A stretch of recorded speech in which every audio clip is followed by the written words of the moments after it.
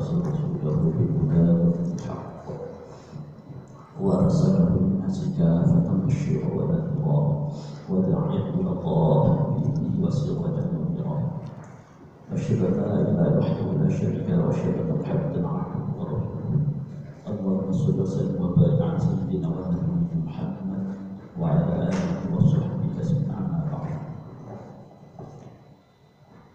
Bapak-bapak Ibu jamaah sholat subuh Masjid Al-Ikhlas yang dimuliakan Allah. Alhamdulillah pada kesempatan pagi hari ini kita oleh Allah masih berikan suatu nikmat berupa iman, berupa kesehatan sehingga kita bisa melaksanakan menunaikan panggilan Allah, melaksanakan ibadah sholat subuh dengan berjamaah. Keadaan atau kondisi seperti inilah yang mesti harus kita syukuri dan kita harus pertahankan. Karena saya selalu sering menyampaikan dalam kesempatan-kesempatan, usahakan dalam menjalankan sholat 5 waktu itu dengan berjamaah. Utamanya kalau panjenengan dalam keseharian termasuk zuhur, asar, kondisi sibuk, sudahlah paling tidak subuh.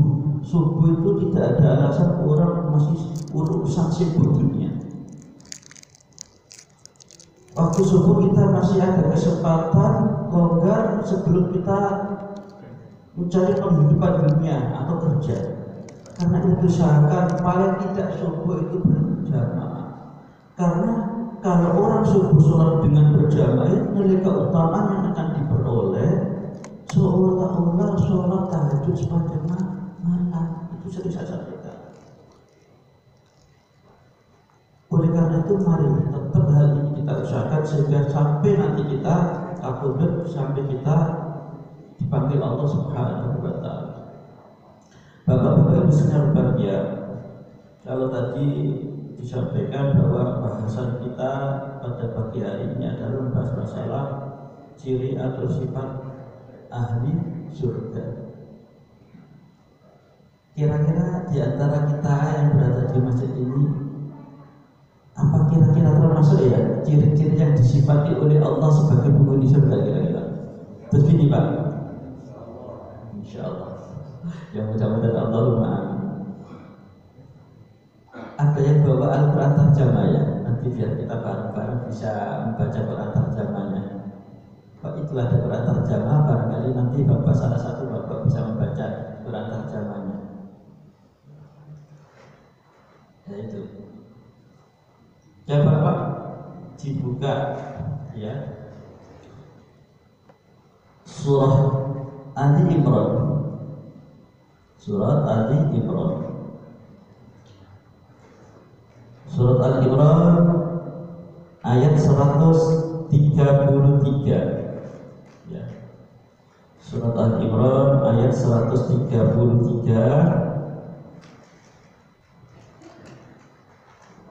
Allah berfirman wasari'u ila maghfiratin mir rabbikum wa jannatil ardi samawati wal ardi muttaqin. Ya Pak, nanti bisa biar mendengar lebih mantap lagi kalau bisa membuka biar tahu artinya bareng sama-sama. Surat Ali Imran ayat mulai ayat 133.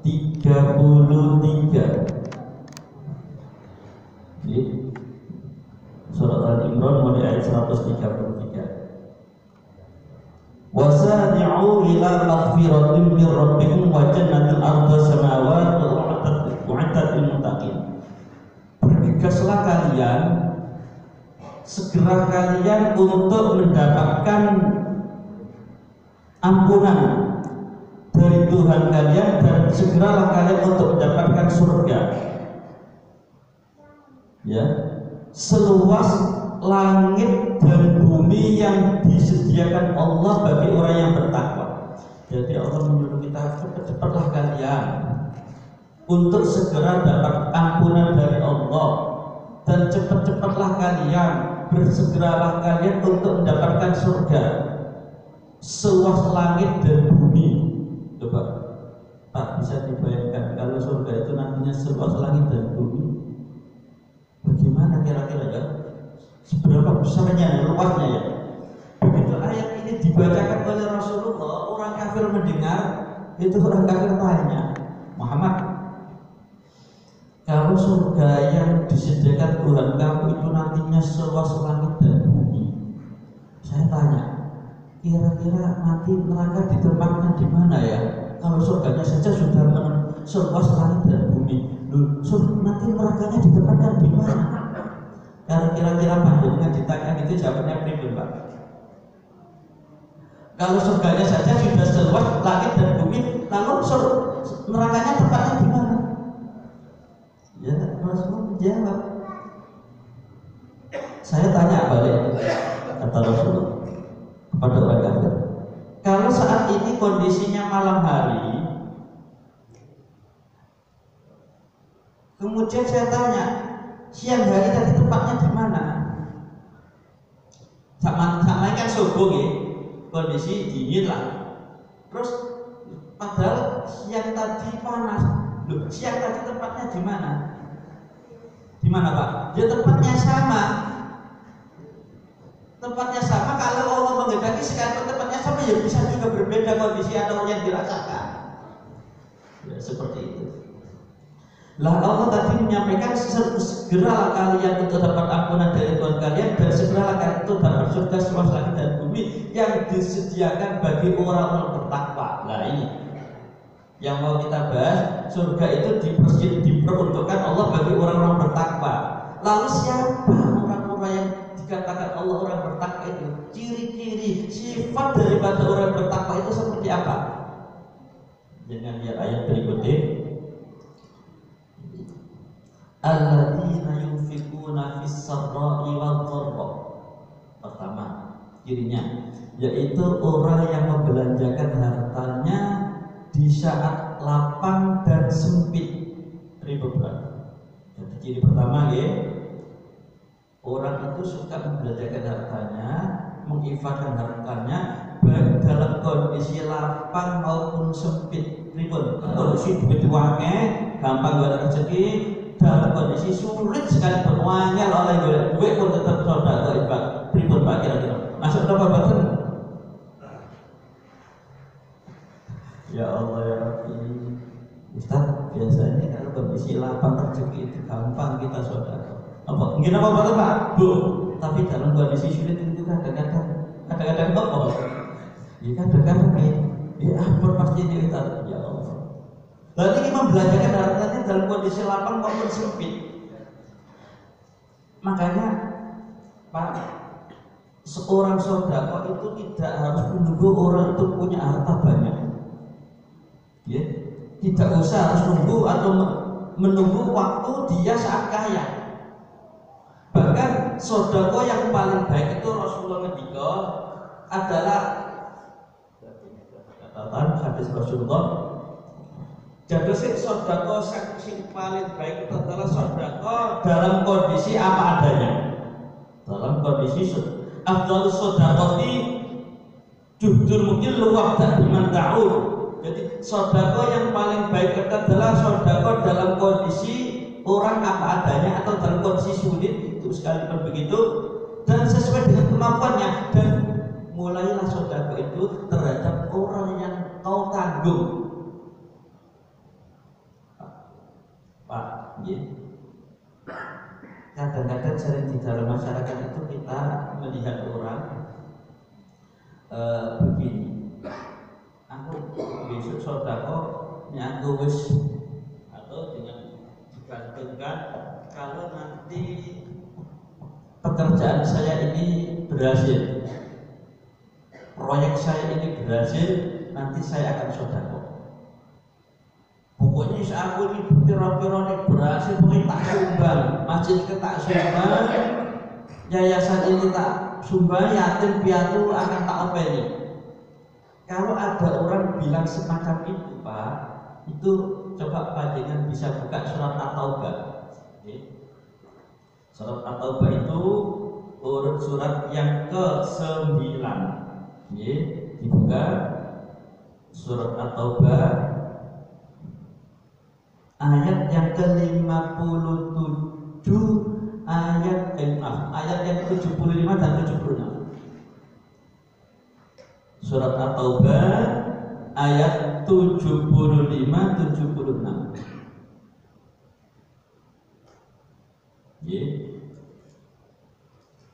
Artinya ayat itu, dan di waminhum, ya saya baca waminhum, ya, dan di waminhum, dan di antara manusia, waminhum man ahadallaha in atana min fadlina saddaqan wa lanakunanna minas sholihin falamma atahum min fadlihi bakhilu bihi wa tawallaw wa hum mu'ridun.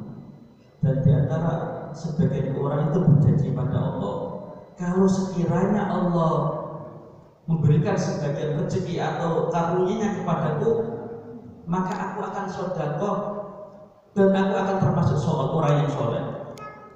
Sering kita mendengar orang seperti itu, aku sugi, aku kaya, akan tak bantu, akan sedekah, akan juga. Ayat ini seperti itu. Falam atamu fadlihi bakhilu bihi. Begitu Allah memberikan sebagian karunia-Nya, maka justru orang ini jadi bakhil, pelit. Ayat ini turun itu berkaitan dengan kondisi Sa'labah. Sa'labah, ya. Sa'labah itu adalah sahabat Rasulullah yang paling miskin masa ini. Di mana tidak miskin, beliau ini sholat jamaah tekun sampai mendapatkan julukan penjaga masjid, orang yang selalu iktikaf di masjid. Itu Sa'labah, karena tidak pernah ketinggalan jamaah. Tapi begitu beliau jamaah Sa'labah ini selesai sholat, tidak lama-lama itu nunggu barang-barang sampai pun enggak, langsung pulang. Begitu ditegur oleh Rasulullah, kenapa kau buru-buru pulang Sa'labah? Ya Rasulullah, bagaimana saya harus lama-lama di sini? Saya ini punya satu baju dengan istri saya, jubah saya yang saya pakai ini, begitu tak pakai sholat, istri saya itu ngumpet, singitan karena tidak pakai baju. Saya berdua itu hanya punya satu baju. Karena itu gak mungkin saya harus lama-lama di masjid, karena baju ini mau dipakai istri saya sholat. Karena itu kan saya harus pada kiranya Allah memberikan rezeki agar saya bisa sudah kok. Rasul mengatakan gak usah. Kondisi kamu yang seperti ini dan kau mau mensyukur itu lebih baik daripada kau kaya, akan tapi tidak mau mensyukur. Akhirnya Rasul gak mau doakan, sampai 2 kali pun Rasul gak mau doakan. Begitu 3 kali masih memaksa juga, akhirnya Rasul berdoa, Allah merzuk Sa'labah malam, ya Allah karuniakan rezeki sama Sa'labah. Akhirnya mulai saat itu Sa'labah ini beternak domba, beranak pianak sampai penuh tanah Madinah. Akhirnya jamannya telat, tidak lagi sholat berjamaah, tidak lagi sholat Jumat, dan begitu ditarik untuk mengeluarkan zakat, tidak mau mengeluarkan zakat. Akhirnya pun Rasulullah bersabda, halak tasalabah, celaka kau Sa'labah. Akhirnya mati dalam keadaan munafikun. Pak, dalam kondisi miskin tadi dia pernah bilang, kalau saya nanti kaya, saya akan sedekah, saya ibadah saya lebih tenang. Kira-kira di dalam masyarakat panjenengan menemui nggak orang model seperti ini? Aku disuruh bukan proyek gulus tak sumbang kok, kowe tak uproke. Ada nggak kira-kira?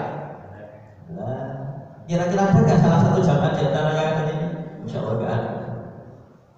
Ya Allah, lebih. Jadi kondisi seperti itu kira-kira enak mana Pak? Kondisi saat miskinnya sama kayanya. Kira-kira Pak? Enak mana Pak? Jawab. Dan siap tak? Ya Allah, lebih. Jadi saudara itu gak usah dibuka digantikan, karena Rasulullah sebaik-baik saudara adalah yang dijalankan orang sesuai dengan kemampuannya. Dan mulailah orang yang tahu. Jadi pertama, ahli surga adalah orang yang mau sedekah dalam kondisi lapang maupun sempit. Ya, mudah-mudahan ciri pertama ini kita termasuk. Saroi watoroi. Yang kedua, wal kadhiminal ghaidho, bisa menahan marah. Wal afina 'anil masjid, mau memaafkan orang yang punya salah. Ya Allah, takut Pak, benar Pak. Menahan marah, memaafkan orang yang punya salah. Pak panjenengan buka surat An-Nur, surat yang ke-24, surat An-Nur. Surat An-Nur, ya. Surat yang ke-24, ayatnya ayat yang ke-22. Surat yang ke-24 surat An-Nur, ayat yang ke-22.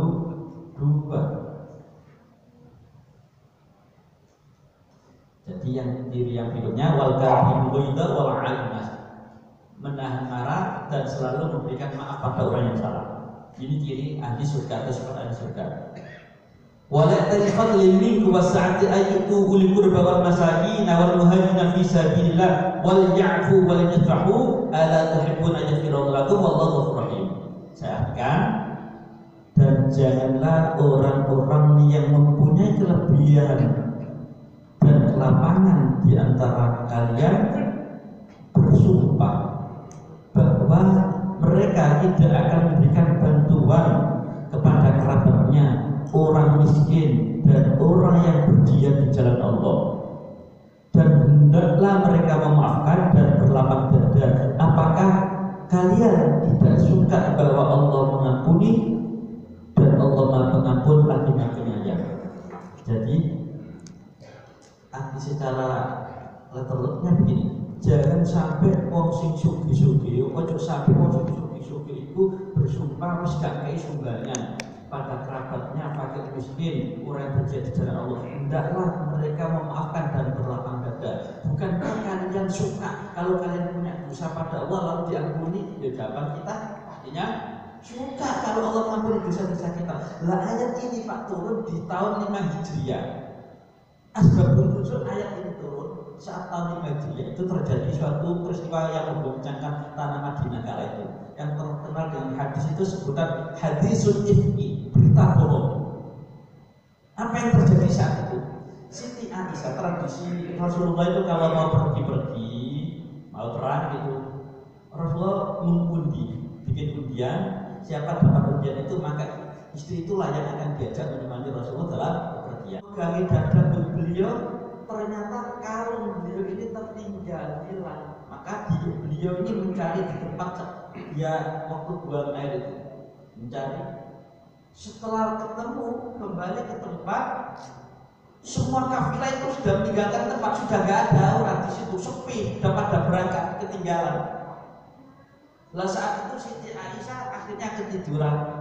Begitu ketiduran, akhirnya kala itu oleh Sufyan bin Al-Mu'attal yang oleh Rasulullah sudah dipesan, kamu harus berbelakangan, barangkali ada di antara anggota kita yang tertinggal, nanti kau bisa menolongnya. Itu sudah pesan yang diwasiatkan oleh Rasulullah SAW kepada Sufyan bin Al-Mu'attal.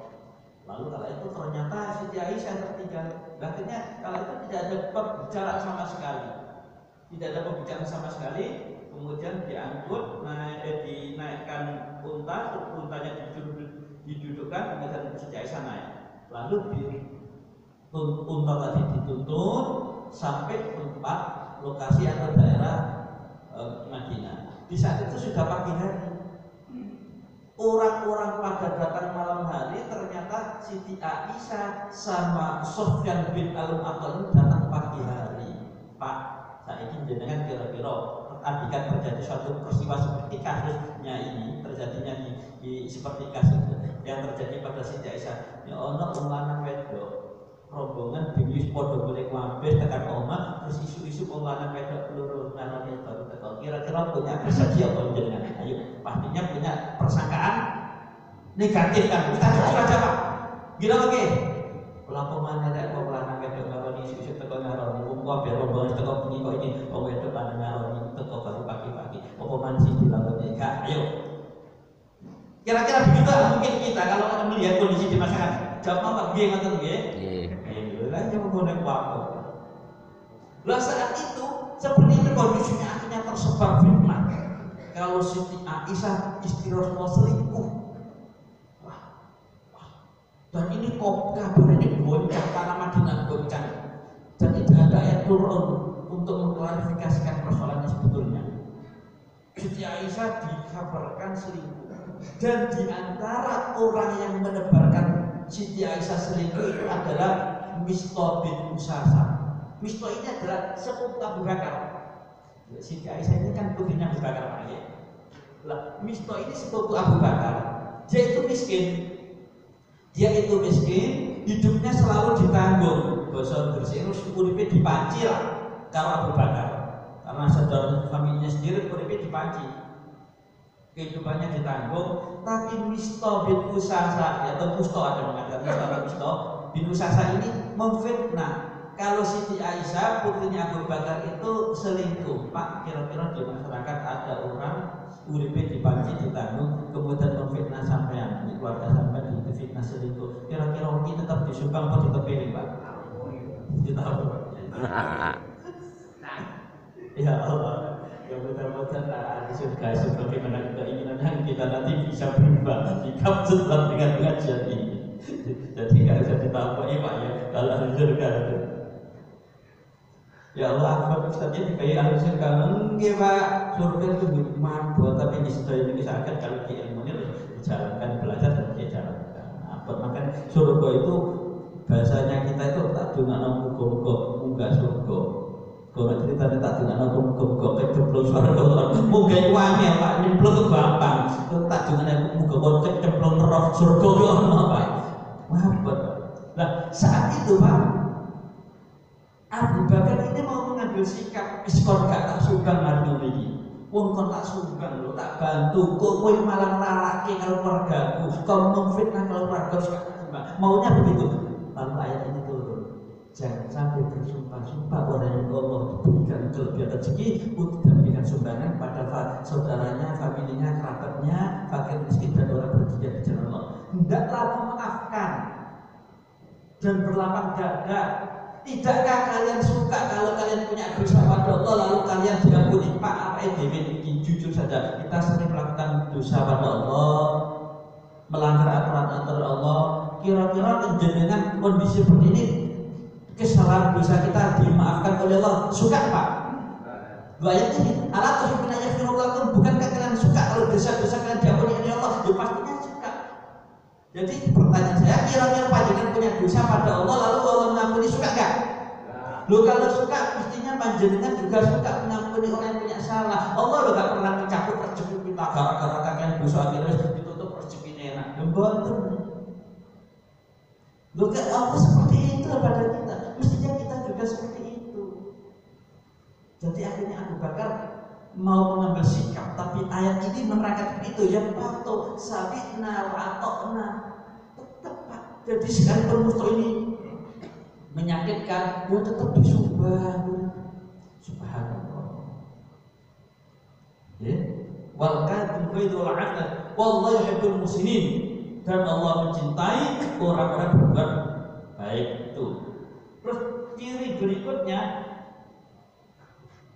walladzina idza fa'alu fahsyatan aw dzalamu anfusahum dzakarullaha fastaghfiru li dzunubihim, dan orang-orang yang di saat dia mau melakukan suatu perbuatan zalim baru dia sadar dan ingat Allah lalu tidak menjalankan perbuatan, tidak meneruskan, begitu mau melakukan perbuatan yang sifatnya dosa sadar astagfirullahaladzim, akhirnya gak jadi melakukan. Ini termasuk ciri sifat orangnya ahli surga. Jadi saat mau melakukan satu perbuatan dosa, dia sadar lalu istighfar dan tidak menjalankan perbuatan itu.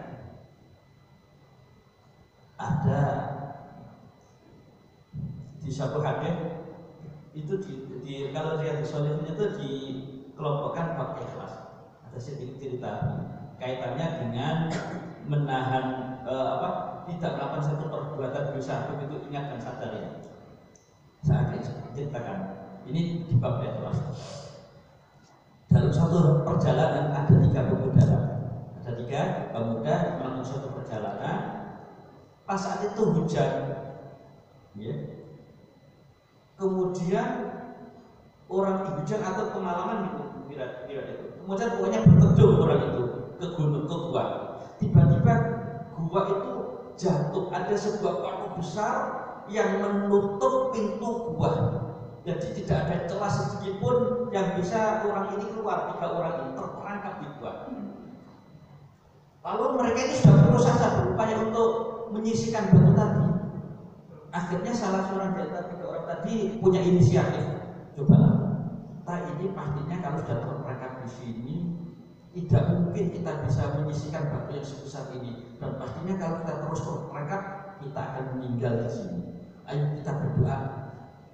Kita berdoa pada Allah dengan mengingat-ingat amalan kita yang paling ikhlas. Apa yang pernah kita panjatkan itu amalan kita, coba kita ungkapkan, kita curhatkan pada Allah. Satu persatu orang yang ingat-ingat amalan apa ya? Pertama, lalu orang mengatakan gini, ya Allah, satu orang yang pertama, saya itu punya orang tua saya sudah sepuh, ya Allah, sebenarnya orang tua itu saya perahkan susu, saya minumkan susu itu sebenarnya bukan saya selalu memberikan minuman sama orang tua saya. Pas waktu hari ya Allah, kita sambil berdoa gitu, ya Allah, suatu hari saya datang ke Malaman. Begitu saya sudah memerahkan susu, orang tua saya sudah tertidur, ya Allah. Karena itu saya segan kalau sampai beliau saya bangunkan. Saya khawatir beliau terganggu. Akhirnya minuman susu itu saya pegangi sampai pagi hari, sampai beliau bangun dengan sendirinya. Padahal saat itu anak saya nangis, ya Allah, kelaparan, rengek-rengek di kaki saya minta minum. Tapi karena orang tua saya belum minum, tidak akan saya perkenankan pada anak dan ibu saya. Ini karena saya betul-betul hormat pada orang tua, dan itulah perintah Allah. Kalau amalan saya ini kau terima, ya Allah, mohon pintu gua ini kau buka. Setelah selesai berdoa, lalu pintu tadi bergerak, bergerak. Tapi masih kecil, tidak bisa keluar 3 orang tadi. Berarti doanya tadi atau amalan tadi diterima oleh Allah.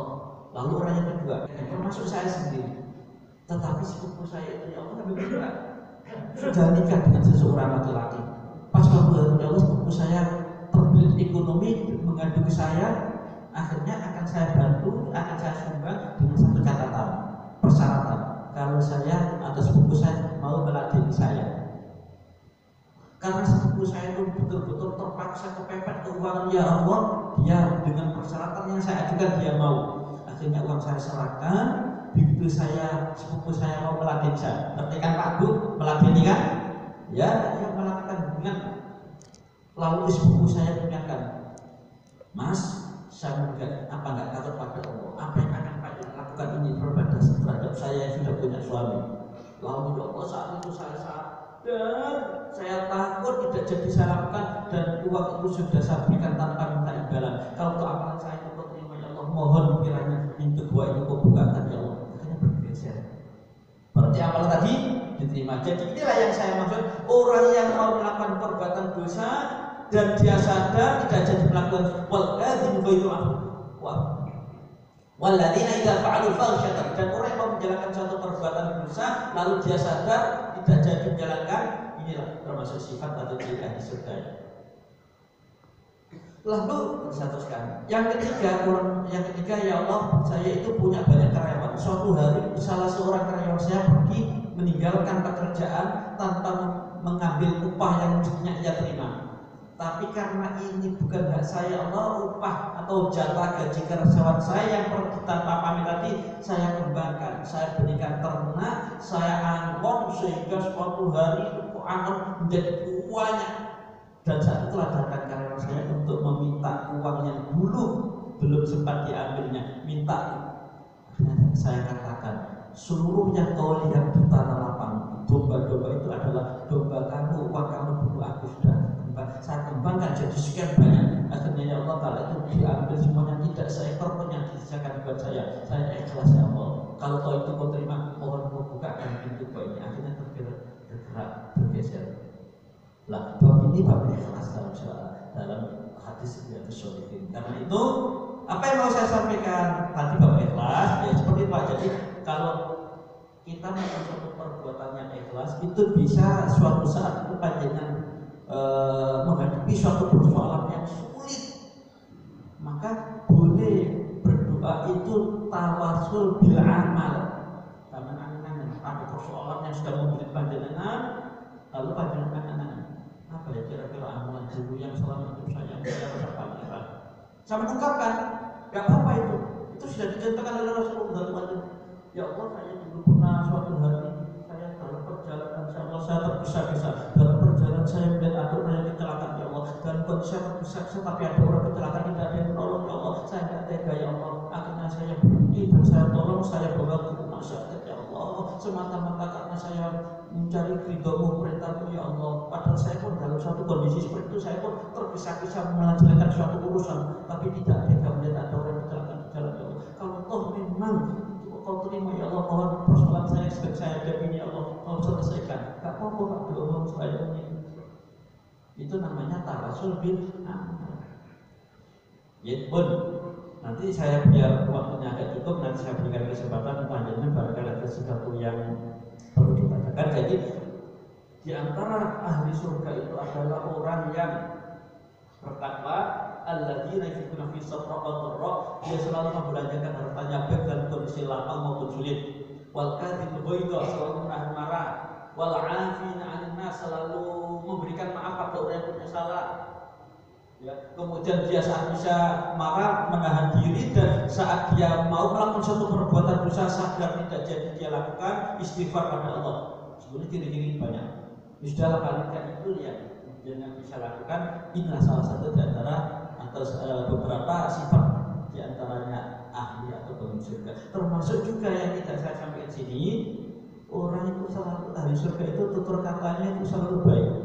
Kita Pak, kalau di surga itu selalu ucapan yang terucap itu salam ya hatta al-fajr. Itu semua ada ucapan-ucapan ahli surga. Jadi ucapan tutur katanya selalu baik. Salam itu damai, sejahtera, indah, menenangkan. Di uang bermasyarakat, tutur katanya selalu menyenangkan, tidak pernah menyinggung, ucapannya tidak pernah menyakitkan tetangga, selalu senyum. Orang yang mendengar ucapannya selalu damai, senang, gak pernah membentak. Ini ciri-ciri diantaranya. Lah sekarang saja tidak bisa masuk ciri-ciri ahli surga, kalau katanya keras, membentak, marah-marah. Bagaimana nanti mobil terbiasa di sini, apalagi nanti di sana. Jadi itu juga sifat-sifat itu bisa dibiasakan dari sekarang. Terus dipakai.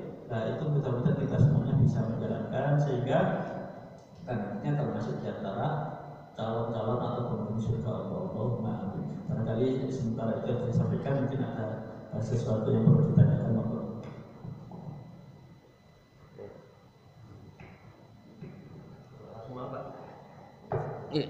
Assalamualaikum warahmatullahi wabarakatuh.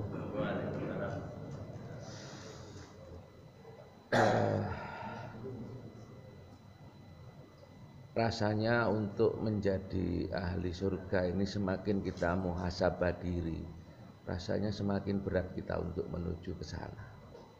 Dalam bahasa kasarnya nggak pantas gitu loh. Belum pantas kita untuk bisa masuk dari surga.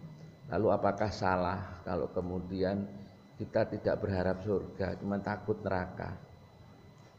Jadi isinya doa cuman istighfar, doa wis perkara dikei surga wis sembuh. Karena ya itu tadi muhasabah kita, apakah perbuatan itu salah. Kemudian yang kedua sedikit membayangkan surga sebagaimana surat Ar-Rahman itu, bolehkah kemudian dipersonalisasikan sebagai satu kondisi di dunia? Sebab ada banyak versi yang kemudian orang mungkin salah menafsirkan tentang surga. Atau apakah itu benar saya juga nggak tahu. Misalnya di surga itu disediakan kamu 7 bidadari. Wong sing wis pikirane ngeres wae enak rek 7 bidadari. Maka jalan pintas untuk menuju surga kebanyakan dilakukan dengan jihad yang mungkin diyakininya dia akan membuat dia cepat masuk surga. Yang oleh banyak orang biasanya itu dikatakan salah, jihad gak ngono. Ini kan kontroversi. Sekarang itu jihad tidak perlu menggunakan cara-cara seperti kekerasan. Jihadnya adalah jihad bagaimana kamu menafkahi keluarga, itu juga jihad. Sampai-sampai kemudian kurikulum tentang perang itu oleh Departemen Agama dihilangkan. Nah, karena ya itu tadi mungkin salah satunya adalah takut orang berpikir, nah yang salah tentang seperti itu. Ini bagaimana pandangan Ustaz?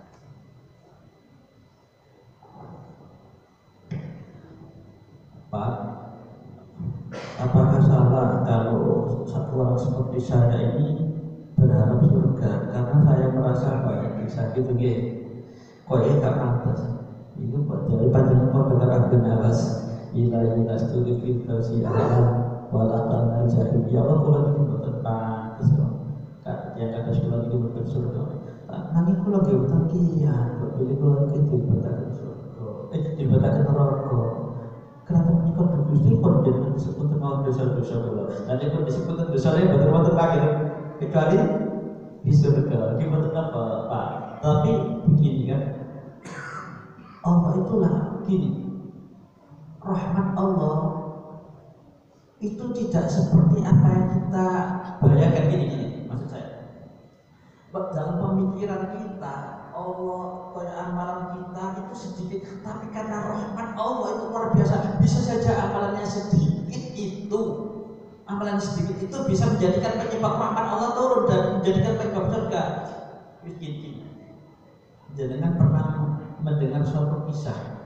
ada seorang wanita WTS di suatu saat siang yang begitu panas melihat seekor anjing yang menggonggong-gonggong kehausan.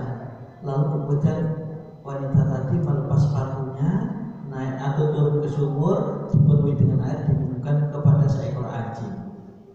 Akhirnya dari amalan itu menjadikan penyebab rahmat Allah di surga. Loh, kalau kita melihat amalan sekecil itu akan menjadikan penyebab rahmat Allah turun, menjadikan rahmat Allah turun dan orang tadi dimana. Jadi senasa panjenengan melakukan suatu amalan yang panjenengan lakukan itu asal berdasar ini perintah Allah. Jangan nyuwun kali Allah dia betul masalah. Balasan surga yang diminta itu Allah. Untuk urusan panjenengan enggak panas dia betul Allah. Aku enggak panas jadi sepuro tapi kalau Allah memang akan mengampuni dosa kita, ya tempatnya nantinya sudah jadi betul-betul bahwa jangan merasa gak panas tapi istighfar terus. Dan insya Allah akan mencurahkan rahmatnya. Ya.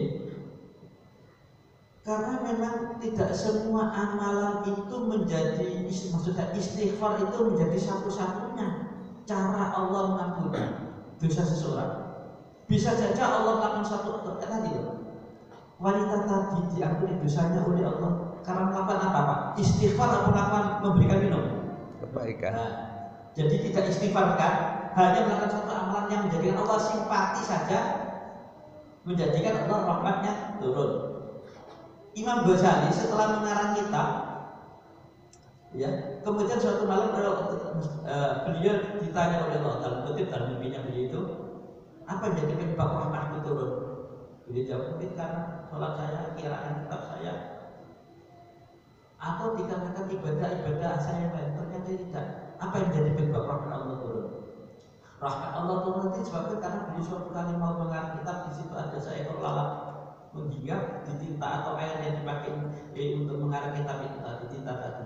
Lalu beliau biarkan tidak dilerai lalat itu sampai pas minum dan terbang dari sendiri. Ternyata itu jadi rahmat Allah turun. Rahmat Allah. Jadi salah satu-satunya rahmat Allah turun itu atau Allah mengampuni dosa seseorang itu tidak hanya dengan istighfar. Artinya yang saya maksud bukan satu-satunya cara, bukan hanya istighfar saja yang menjadikan penyebab rahmat Allah turun. Allah mengampuni dosa. Bisa saja kita melakukan amalan yang simpati menjadikan Allah mengampuni dosa. Sama dengan ahli sihir Fir'aun. Ahli sihir Fir'aun itu kan sama menghadapi Nabi Musa itu simpati sikapnya Nabi Musa. Jadikan permian nopo permian. Loh, dari tukaran loh, adu kedikdayaan itu mau melempar tongkat itu sama tukang sihirnya bilang ini Musa jadikan permian ingkang melempar nopo kula.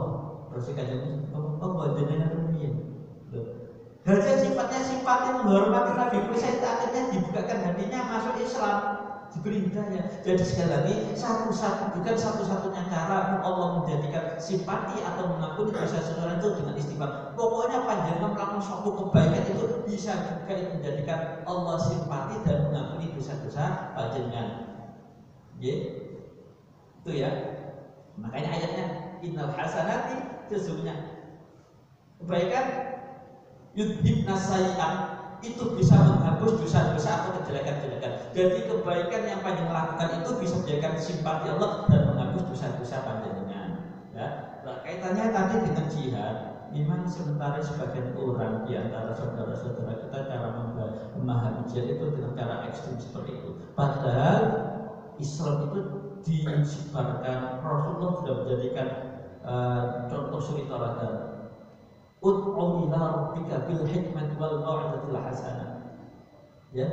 Jadi ajaklah mereka bil mau'izati, dengan cara yang baik, bil hikmati wal mau'izatil hasanah, dengan cara yang arif, yang santun, yang simpati. Sebetulnya seperti itu, bukan harus tidak dengan cara kekerasan. Cuma mereka itu mengambil ayat-ayat.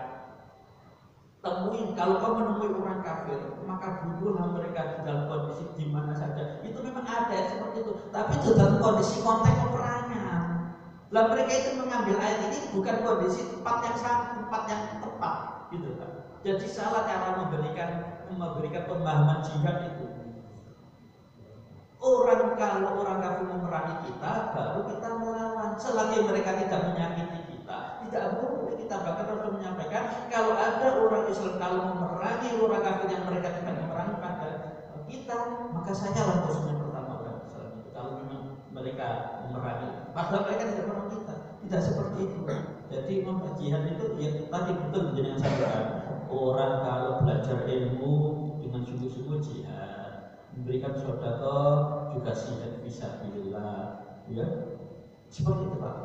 Jadi sekali lagi saya katakan tidak ada salahnya apa dengan punya saudara apa, aku kok gak pantas aku tak disuruh Allah dan aku disuruh kebaikan terserah untuk masuk surga neraka yang Allah itu menapa. Tapi kita bergerak gak apa-apa karena Allah itu memang banyak janji-janji itu, dan kita sebagai umatnya menjalankan janji-janji Allah dan meminta sebagaimana yang dijanjikan Allah di umat itu tidak masalah. Terus bagaimana? Masih ada sesuatu yang perlu masih muskil. Jadi banyak istighfar, dia betul apa tidak berharap surga surga, ya benar seperti adanya itu. Kalau tidak terlihat, kalau ibadahnya begini, itu tapi tingkatan wali. Ya Allah, kalau ibadah saya ini karena saya berharap surga, ya sudah masukkan saja saya ke neraka. Jadi intinya saya ibadah ini bukan dikarenakan mengharap surga, tapi karena itu saya sayangnya pada Allah, saya sayang pada panjenengan ya Allah. Itu tingkatan wali. Tapi tingkatan orang umum itu kan, awam itu kan kudu diiming-imingi seperti anak kecil, kue ini kue tak ya, jadi nggak apa-apa. Memang Allah pun menjanjikan seperti itu. Jadi amrih surga gitu apa? Kan yang ukuran yang tingkatan kan bertingkat-tingkat. Jadi beberapa kalau berharap surga dengan satu amal. Betul, ada yang belum kejawab tadi. Non sewu. Saya nggak hafal itu di surat apa, tapi kurang lebih terjemahannya kan halal darah bagi orang yang mungkin menghina Rasulullah. Apakah itu pemahaman saya salah? Cuman ada kalimat yang ada terjemahan Al-Quran yang mengatakan halal darahnya bagi entah apa, gitu ya. Sehingga kemudian ketika kemudian kita, dan ini menyangkut persepsi juga. Ketika kemudian melihat seperti itu, katakanlah sekarang ini kondisi ramai orang yang dipersepsikan menghina Rasulullah, lalu kemudian rame-rame mengatakan ayo tantangan aku gak wedi mati karena halal darahnya bagi orang seperti kamu. Nah ini kan juga ada salah juga mungkin pemahaman, cuman bagaimana yang kaitannya dengan seperti ini, apakah sebagai ulama nun sewu ataukah sebagai pemangku kebijakan lalu kemudian dibenarkan secara agama menghilangkan semua ajaran-ajaran yang bersifat dianggap memacu atau memicu sebuah tindakan yang dianggap juga ekstremis atau dalam tanda kutip radikal, itu kemudian menghapuskan dalam ajaran kurikulum. Jadi isine tok kebaikan tok isine, lalu tidak ada lagi cerita tentang perang Uhud, perang Badar dan sebagainya. Monggo.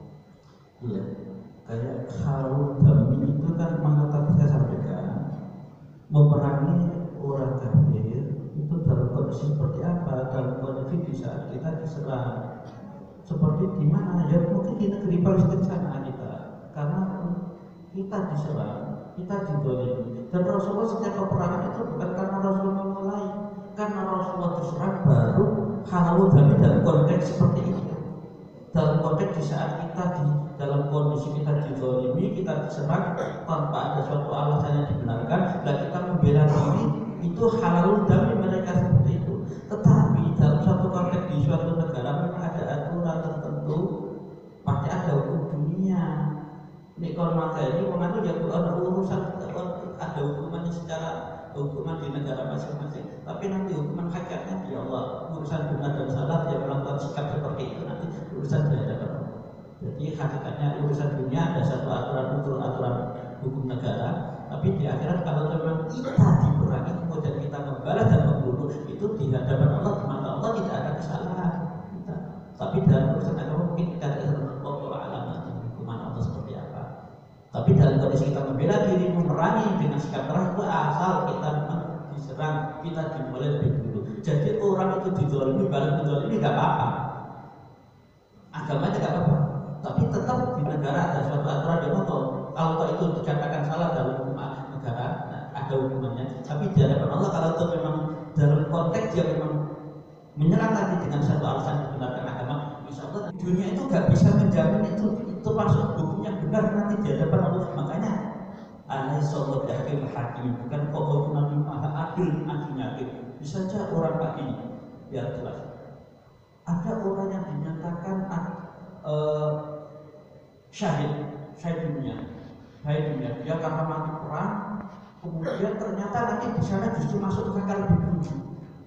Loh kenapa? Ternyata karena itu dia perang itu dengan ada suatu dia itu biar bisa dikatakan orang yang pahlawan atau orang yang sodako. Terus kabeh wong sak negara itu ngerti, wong sak daerah di daerah itu tahu dia itu termasuk dermawan. Ada kisahnya di hadis Rasulullah. Orang yang dermawan, jadi rezekinya itu sudah dipakai untuk kebaikan-kebaikan. Ternyata nanti bisa masuk neraka lebih dulu. Ternyata apa? Dia dermawan itu ada tendensi, ada motivasi yang lain. Jadi makanya Allah itu maha adil-adilnya. Nanti Allah kalau itu dikatakan polis di pengadilan dunia dia salah dihukum, bisa saja nanti dia ada orang lain tidak Allah. Ya,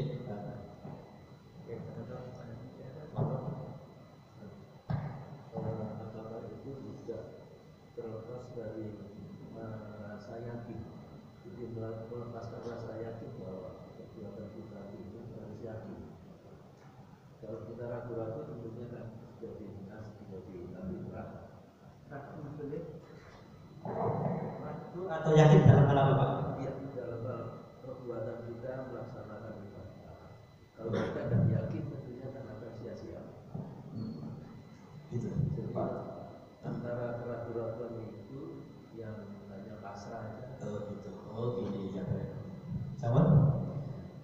Yakin atau ragu itu ditolak dulu, dilihat dulu. Apakah memang kita yakin benar itu sudah sesuai dengan aturan agama? Jadi kacamatanya itu ajaran agama dulu. Baru itu bisa dipastikan benar atau salah. Kalau sudah berkacamata berdasarkan agama, melakukan satu aktivitas, ya keyakinan itu harus dimenangkan. Al yakin la yuzal bisyak, sesuatu perbuatan yang diyakini itu tidak bisa dikalahkan dengan sesuatu yang ragu. Asal keyakinan itu berdasar aturan agama, Pak. Tapi dikira-kira ya gak bisa ya. Terus jadi keyakinan itu gak kok asal-asalan, memang harus berdasarkan aturan ajaran agama. Lah makanya ada suatu, kalau sudah seperti itu, lalu ada hadis ini ana indadzoni abdi, saya itu tergantung persangkaan keyakinan hamba kata Allah. Jadi hamba punya suatu keyakinan seperti ini, itu yang akan terjadi, dan itu harus berdasarkan keyakinan, berdasarkan ketentuan aturan agama. Paham tak? Jadi seperti yang dikatakan Pak, bahwa saya berbuat ini seakan-akan tidak yakin kalau kita ini ahli surga. Oh, masalah kaitan itu. Dan kita hanya melakukan istighfar aja, nanti tidak terserah mau dikasih neraka atau surga, monggo. Padahal kita harus yakin tentang agama yang kita anuti. Pak, begini Ini belum saya sampaikan. Hakikatnya orang masuk surga itu juga bukan rahmat, bukan begini. Ada dua ayat, mungkin panjenengan bisa cari jalan pembanding ini. Ada ayat dalam surat Fatir ayat 35. Fatir surat 35 ayatnya ke-35. Alladzi ahallana daral muqamatin min fadlihi la yamassuna fiha nasabun wa la yamassuna fiha lughub. Di mana yang menempatkan kami, ya ahallana, kami lah yang menempatkan mereka ke surga min fadlihi, dengan karunia. Jadi orang masuk surga itu semata-mata karena rahmat Allah. Kalau lihat ayat ya, orang masuk surga itu bukan karena amalan manusia, karena semata-mata rahmat Allah. Kalau melihat ayat seperti itu juga yubashshiruhum rabbuhum birahmatin minhu wa ridwani wa jannatin lahum fiha na'imun muqim. Dan Allah yubashshiruhum rabbuhum birahmati, dan Allah memberikan kabar gembira kepada mereka dengan rahmat Allah, dia dimasukkan surga. Jadi orang masuk surga itu semata-mata rahmat Allah. Tapi juga ada ayat yang menyatakan udkhul jannah bima kuntum ta'malun, masuklah surga kalian dikarenakan amalan kalian. Jadi ayat-ayat seperti ini juga banyak. Jadi kau masuk surga itu dikarenakan amalan-amalan kalian, itu juga banyak. Jadi seolah-olah ayat seperti ini bertentangan, tapi tidak, Pak. Ada ayat gini lah, ada ayat yang menyatakan kau masuk surga ini dikarenakan amalan-amalan kamu. Tapi ada juga yang mengatakan kau masuk surga itu semata-mata rahmat Allah. Ini tidak bertentangan. Kata rahmat Allah itu diturunkan itu dikarenakan kebaikan seseorang. Innal hasanat, ada satu ayat, inna rahmatallahi qaribun minal muhsinin. Sesungguhnya rahmat Allah itu diturunkan terhadap orang yang selalu melakukan suatu kebaikan. Jadi begini, orang melakukan suatu kebaikan, dari penyebab kebaikan yang dia lakukan itu rahmat Allah diturunkan, dan itu menjadi penyebab masuk surga. Jadi ada dua ayat di Al-Quran itu orang masuk surga itu dikarenakan amalan. Ada yang ayat menerangkan orang masuk surga dikarenakan rahmat Allah. Ayat ini bisa digabung, bisa dipahami bahwa rahmat Allah itu diturunkan terhadap orang yang melakukan suatu kebaikan, dan karena kebaikan itu rahmat diturunkan akan menjadikan sebab masuk surga. Pak, jadi panjenengan misalkan berharap, ya Allah, pokoknya si Rasul itu rahmat panjenengan, atau panjenengan nanti istighfar terus. Ya bagaimana kok? Kalau Allah sudah menurunkan rahmatnya, kalau Allah sudah berikan ampunan atau istighfar diterima oleh Allah, kan tidak ada tempat. Di sana itu nanti hanya dua tempat, di surga dan neraka. Kalau Allah sudah memberikan rahmat, ya tidak ada tempat lagi kecuali di surga. Kalau Allah sudah memberikan ampunan, tidak ada lagi tempat kecuali ya di surga. Ya nggak apa-apa panjenengan pun atau istighfar terus minta rahmat Allah. Tapi ujung-ujungnya kalau rahmat Allah diberikan di surga. Paham tak panjenengan? Jadi nggak apa-apa. Kurang yakin amalan saya pas begini ya, bagaimana? Pokoknya jangan lakukan kebaikan saja lah, nanti rahmat kan akan Allah kan simpati. Meskipun jangan tidak surga, tapi kalau panjenengan minta surga nggak apa-apa. Wong yang menjadinya Allah banyak juga. Berbuatlah kalian untuk dapat surga, itu banyak juga. Ya betul kan Pak? Terus begini. Siapa dia? Kunci yang ini. Tidak. Kemudian Pak, ngapunten nggih, barangkali ada sesuatu yang khilaf dari apa yang saya sampaikan, semata-mata dari saya pribadi dan ada benarnya, semata-mata datang dari Allah kita dan juga. Bismillahirrahmanirrahim. Ya Rabbana lakal hamdu wa lakal jalalatul karim ma'usman wa subhanahu wa ta'ala. Ij'alna wa auladana ila khidjatina wa zawjatana talabatan ahli al-'ilm wa la taj'alna wa anta min ahli jahannam wa ya Allah ikhtina bil iman wa ikhtina bil islam wa ikhtina sunnah. Rabbana hab lana min azwajina wa dhurriyyatina qurrata a'yun wa ja'alna lana Allahumma aslih lana dinana ala bismika amrina. Ya Allah, perbaiki ya Allah urusan agama kami ya Allah, karena agama ini tempat, karena agama itu merupakan inti kehormatan kami ya Allah. Waslih dunyana allati fiha ma'ashur ya Allah, perbaikilah ya Allah urusan dunia kami ya Allah, karena dunia tempat kami mencari penghidupan. Wasta akhiratana allati fiha ma'ashur ya Allah, perbaikilah ya urusan akhirat kami ya Allah, karena akhirat itulah tempat nanti kembali kepadamu ya Allah. Rabbana zalamna anfusana wa illam taghfir lana wa tarhamna lanakunanna minal khasirin. Rabbana atina fid dunya hasanah